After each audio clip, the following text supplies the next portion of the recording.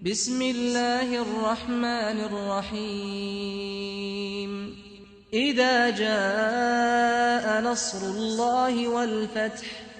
ورأيت الناس يدخلون في دين الله أفواجا فسبح بحمد ربك واستغفره إنه كان توابا. ونصلي ونسلم على سيدنا ومولانا محمد صلى الله عليه وسلم رسوله النبي الأمين المكين الحنين الكريم الرؤوف الرحيم. أما بعد، أعوذ بالله من الشيطان الرجيم. بسم الله الرحمن الرحيم. يا أيها الذين آمنوا لا يسخر قوم من قوم عسى أن يكونوا خيرا منهم ولا نساء من نساء عسى أن يكن خيرا منهن ولا تلمزوا أنفسكم ولا تنابزوا بالألقاب بئس الاسم الفسوق بعد الإيمان ومن لم يتب فأولئك هم الظالمون. صدق الله العظيم. إن الله وملائكته يصلون على النبي يا أيها الذين آمنوا صلوا عليه وسلموا تسليما. اللهم صل على سيدنا ومولانا محمد وعلى آله وصحبه وبارك وسلم. الصلاة والسلام عليك يا رسول الله وعلى آلك وأصحابك يا حبيب الله. الصلاة والسلام عليك يا رسول الله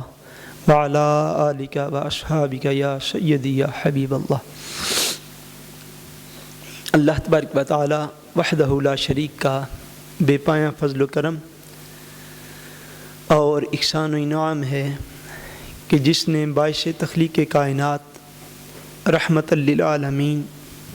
شافع روز جزا حضور سیدنا محمد مصطفیٰ صلی اللہ علیہ وآلہ وسلم کے مبارک وسیلہ سے ہم سب کو دولت ایمان عطا فرمائی. اللہ تبارک و تعالی کما حق ہو ہم اس دولت کی قدر کرنے کی توفیق عطا فرمائے. بحمد اللہ تعالی گزشتہ جمعۃ المبارک سے جس موضوع پر ہم نے اپنی گفتگو کا آغاز کیا ہوا تھا اسی کے مختلف جو ہیں وہ پہلو قرآن مجید مسلسل اس سورہ مبارکہ کے اندر سورہ حجرات کے اندر اللہ تبارک و تعالی ان کو بیان فرما رہے ہیں. پہلے مسلمانوں کے درمیان نزاع ہو جانے کی صورت میں، اختلاف ہو جانے کی صورت میں صلح جو ہے اس کی طرف اللہ تبارک و تعالیٰ نے توجہ جو ہے وہ مبذول کروائی اور مسلمانوں کی اجتماعی ذمہ داری یہ قرار دی کہ جب دو مسلمان آپس میں کسی بھی معاملہ پر، وہ ذاتی لین دین کا معاملہ ہو یا کسی بھی وجہ سے اختلافات کا شکار ہو جائیں اور وہ اختلاف بڑھتے بڑھتے لڑائی جھگڑا جو ہے وہ بن جائے، تو جو بھی مسلمان اس لڑائی جھگڑے کو ختم کرنے میں کوئی رول پلے کر سکے، کوئی کردار جو ہے وہ ادا کر سکے، تو اس مسلمان کو چاہیے کہ وہ اپنے مسلمان بھائیوں کے درمیان جو ہے وہ صلح کروا دے.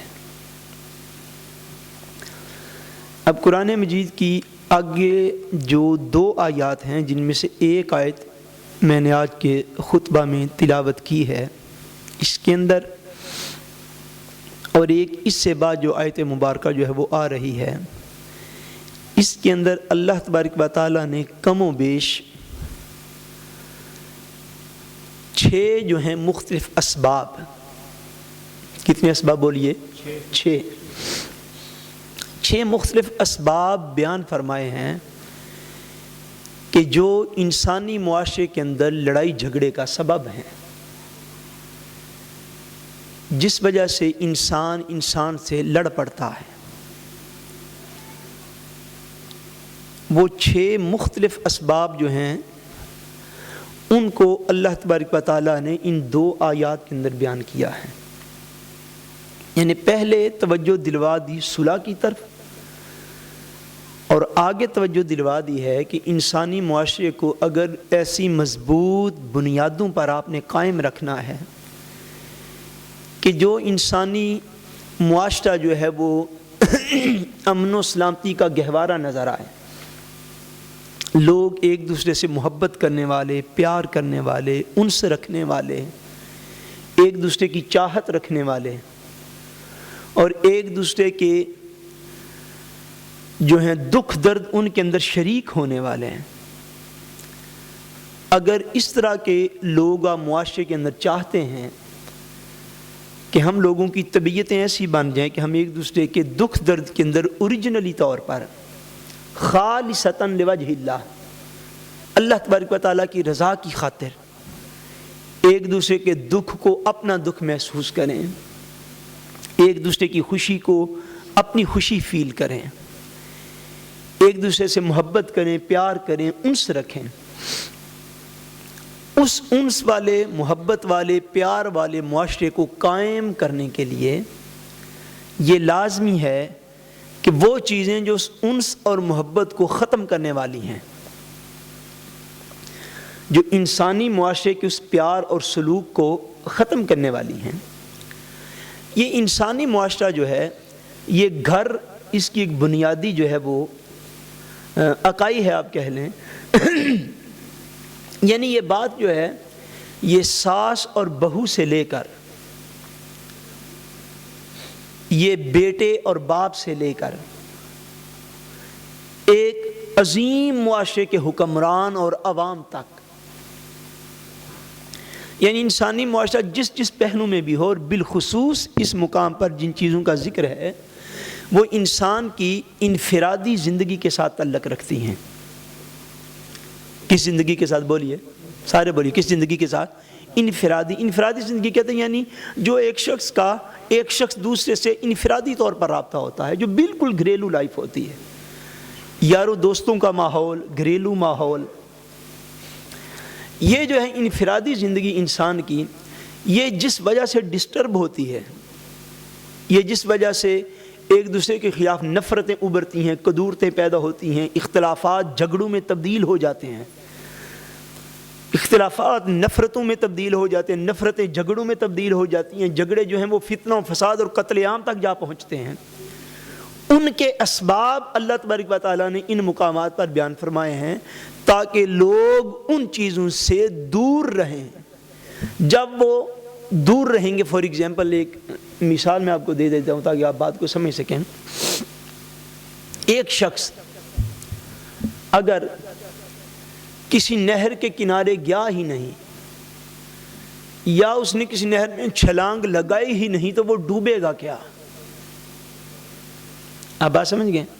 کسی مقام پر اگر ایک آگ لگی ہو، ایک میدان ہو جس کے اندر آگ لگی ہے، ایک شخص اس کے قریب سے گزرا ہی نہیں، اگر وہ گزرا ہی نہیں تو وہ جلے گا کیا؟ جن چیزوں سے اللہ تبارک و تعالیٰ توجہ دلوا رہے ہیں کہ یہ ایسی چیزیں ہیں جو تمہارے معاشرے کو کھوکھلا کرنے والی ہیں، تمہارے آپس کے تعلقات کو کمزور کرنے والی ہیں، تمہاری آپس کی محبت کو نفرتوں میں بدلنے والی ہیں، ان چیزوں سے پرہیز کر جاؤ، ان چیزوں سے دور رہو، ان چیزوں کو سمجھو، ان سے دور ہو جاؤ۔